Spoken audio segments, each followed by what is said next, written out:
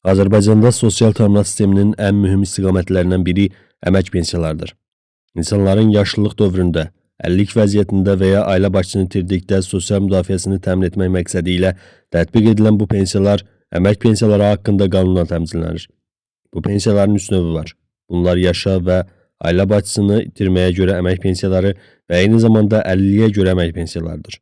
Bəs əmək pensiyalarının ödənilməsi hansı hallarda dayandırıla və ya ümumiyyətlə ləğv edilə bilər?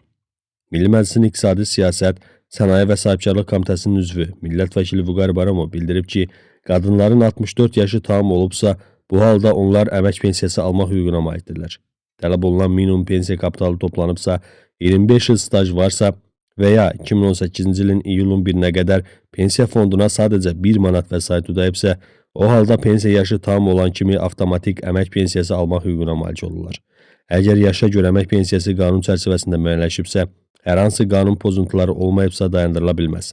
Əmək pensiyaları o halda dayandırıla bilər ki, əmək pensiyası təyin edilən zaman qanun pozuntusu baş versin.